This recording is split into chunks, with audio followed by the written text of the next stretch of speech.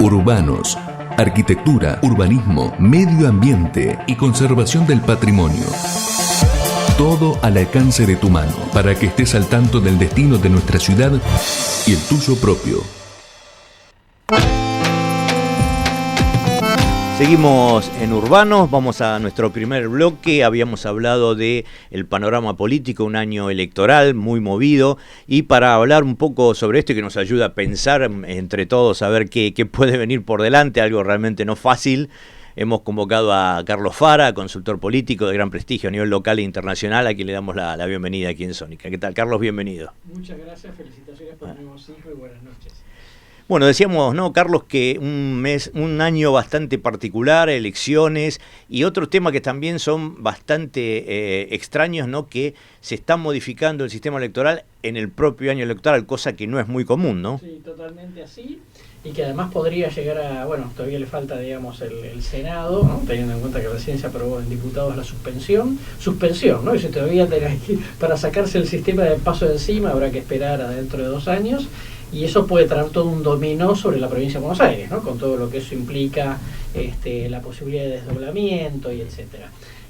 Así que son muchos elementos novedosos, porque es como si te dijera, cuando está por empezar el partido cambiamos las reglas del juego, bueno, los jugadores ¿a qué tienen que jugar en la cancha? Porque había como una especie de regla no escrita, ¿no? De que en los años electorales no hay modificación. Sí, era lo más, muchas ONGs como CIPEC, etcétera, no lo recomiendan, ¿no? Digamos, porque todo puede quedar un poco en sospecha de la conveniencia del poder de turno, ¿no? Pero bueno, entre todas las cosas nuevas que están pasando en la Argentina también esta, ¿no? Así es, y bueno, un poco, recordarnos un poquitito para contextualizar cómo fue que nacieron las PASO, ¿no? Y a qué respondió en ese momento. Sí, bueno, las PASO se votaron en el año 2009, después de la derrota que tuvo Néstor Kirchner con el Frente para la Victoria en la provincia de Buenos Aires por una diferencia pequeña de 3 puntos contra Francisco de Narváez, y ahí entonces surgió, digamos, 2 cuestiones. Por un lado, cambiar las reglas de juego para digamos, evitar una fragmentación política, de manera que todo el mundo que quisiera competir, compitiera dentro de su propia fuerza. Para eso están las primarias, garantizadas por el Estado, primarias obligatorias, y por el otro lado, al mismo tiempo, se modificó, digamos, la ley electoral respecto de la publicidad que podían hacer los partidos, precisamente para evitar que alguien con mucho dinero y buena agencia de publicidad pudiera ganar una campaña, que fue un poco lo que pasó con de Narváez, y entonces por eso se prohibió, como en varios lugares de América Latina, que los partidos pudieran hacer publicidad solo en función del dinero que tenían para pautar, sino que todo, digamos, los espacios que te otorga el Estado Nacional.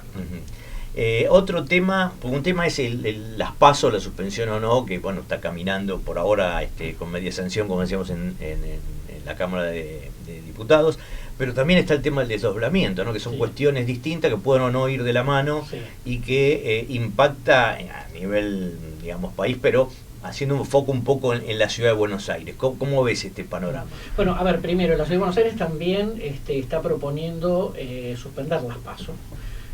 Daría toda la impresión, digamos, de que la ola viene para suspender las PASO, ¿no? Ya hay varias provincias que lo han hecho, digamos, la provincia de Salta, entre otras. Eso por un lado. Luego, comentar que además de las PASO ya hemos tenido una modificación importante, que es la boleta única de papel a nivel nacional. Ese es un elemento, digamos, ya importante, y eso podría generar que en la provincia de Buenos Aires también se suspendan las PASO, y después se verá si eventualmente, como la provincia de Buenos Aires lo que hizo históricamente es adherir al Código Electoral Nacional, si en una de esas, en toda esta vuelta, no adhiere también a la boleta única de papel, ¿no? Pero en todo caso, el gobernador de la provincia de Buenos Aires necesita pasar por la legislatura para suspender las primarias, lo cual tiene una complicación, aunque más no sea, los tiempos corren, ¿no? Y por el otro lado, eso sí le podría dar, una vez que se saca de encima las primarias, dar la posibilidad de que por un decreto establecer el cronograma electoral, entonces despegar todo lo provincial de lo nacional por primera vez. Más allá de las argumentaciones que se esgrimen, ¿no?, con todos estos cambios, ¿vos cómo lo ves? ¿Esto beneficia a los ciudadanos o a los los que están en la arena política. A ver, convengamos que los ciudadanos, la mayoría de los ciudadanos, digamos, el sistema los había votado, ¿no? Ujú. Y después está, cuando estás en crisis económica, obviamente todo el mundo empieza a quejarse del costo de esta historia. Bueno, la democracia sale plata, digamos, no tiene mucho sentido, digamos, evaluarla desde ese punto de vista. Ahora, a mí me parece que las PASO eran un buen sistema para dejar con modificaciones, ¿no? Yo creo que el cambio de sistema de boleta única me parecía un avance por todo lo que implica, digamos, de control de gastos, etcétera. Yo creo que no había que ser obligatorias, que esto es, si tu partido no dirime una interna, ¿para qué tiene que estar la boleta en la mesa? No tiene sentido, solamente los partidos que diriman cuestiones internas. Y como existe, por ejemplo, en la provincia de Santa Fe, que en los lugares, en los municipios de Santa Fe, en donde no hay ningún partido compite en primaria, directamente ese día no se vota, ¿no? Entonces me parece que podían hacer varias cosas como para ayudar al sistema. Todavía está pendiente la discusión, porque en realidad, recordemos, las suspendimos, o las estamos suspendiendo, mejor dicho, todavía no se anularon, ¿no? Creo que estas reformas institucionales son cosas importantes y delicadas como para decidirlas, digamos, por la conveniencia política nada más. ¿Y cuál es la diferencia entre suspenderlas o anularlas, digamos? Bueno, ¿Qué implicaría, digamos, los dos escenarios? Claro, si vos votás si se decide la suspensión, significa que las primarias siguen habilitadas, solo que en esta oportunidad no se realizan.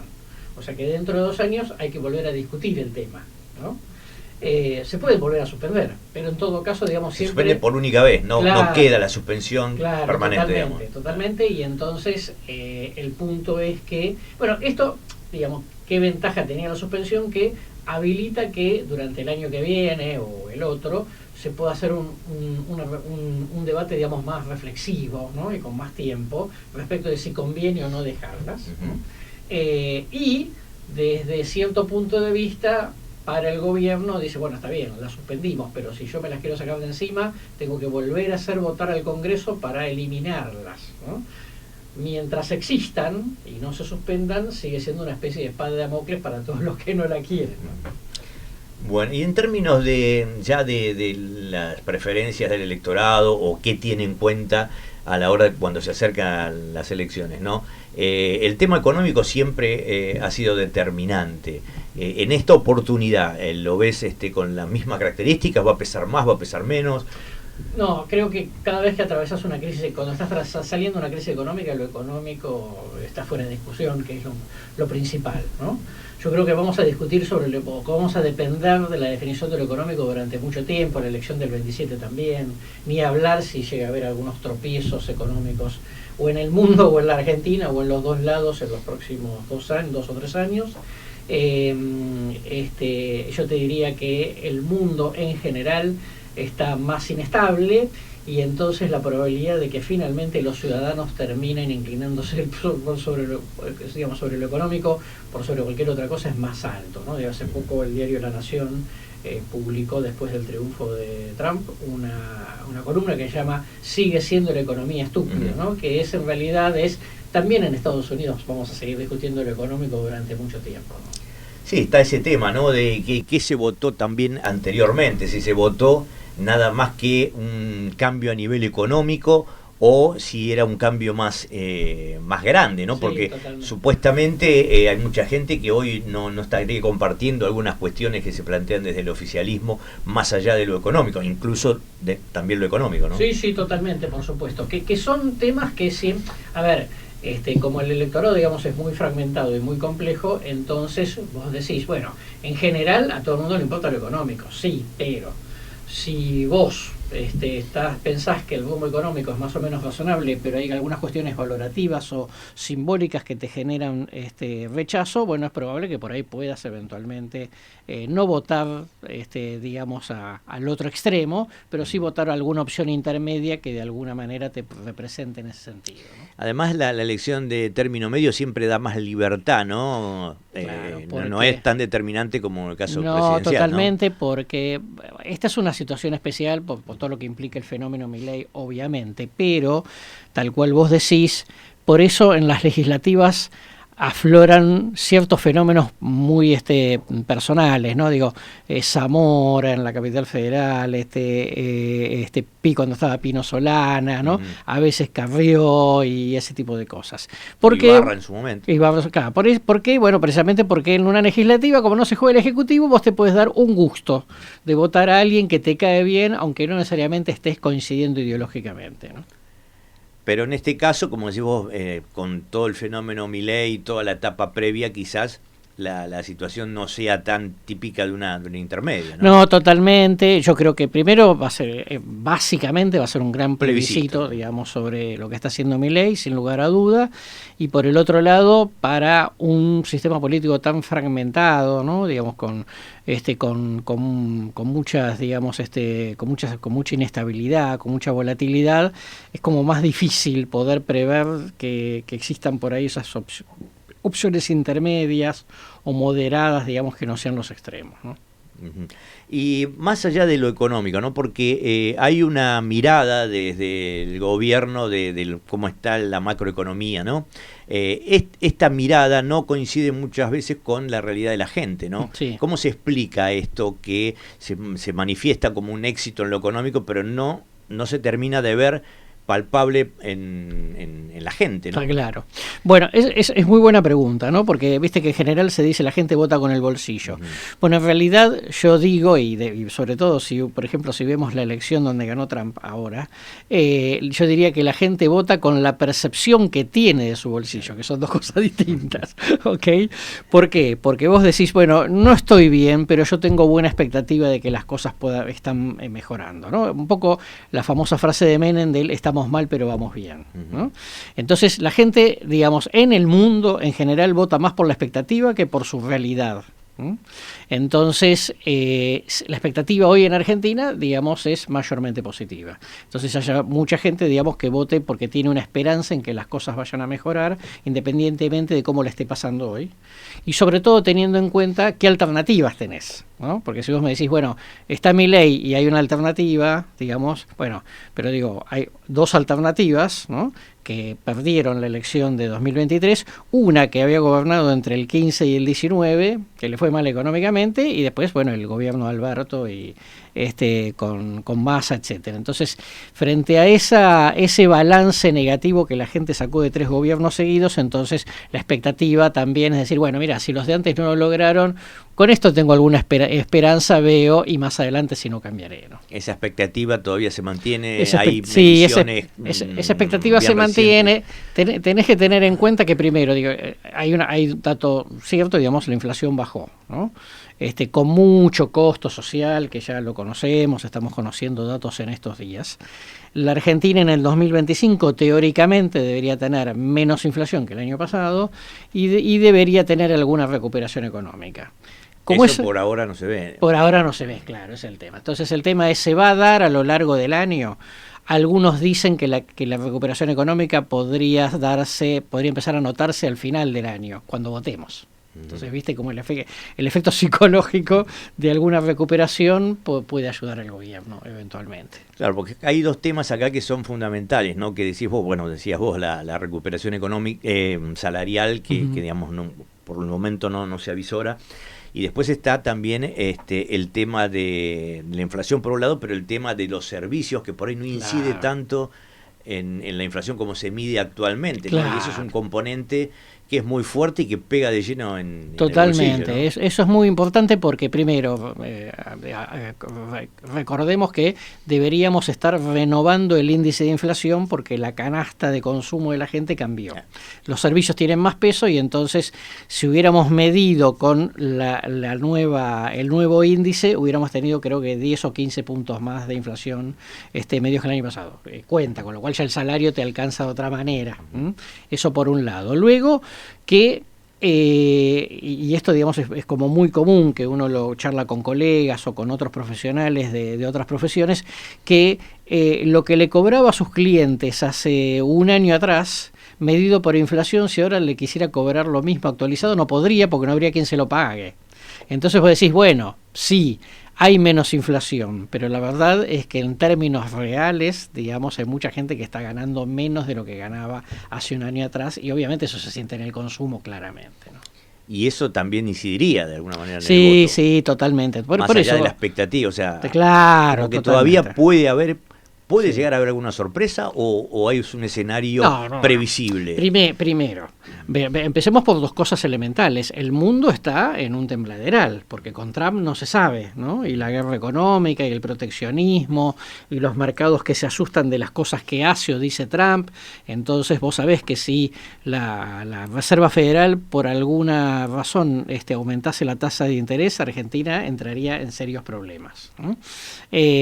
Sumado a eso el hecho de que hay muchos interrogantes. Cavallo se lo dijo ayer al presidente respecto a que, ojo, porque hay que ver si este esquema económico realmente cierra. Y luego un detalle que es interesante de lo que vos marcás, que es, la expectativa se mantiene hoy, pero bueno, va pasando el tiempo, ¿no?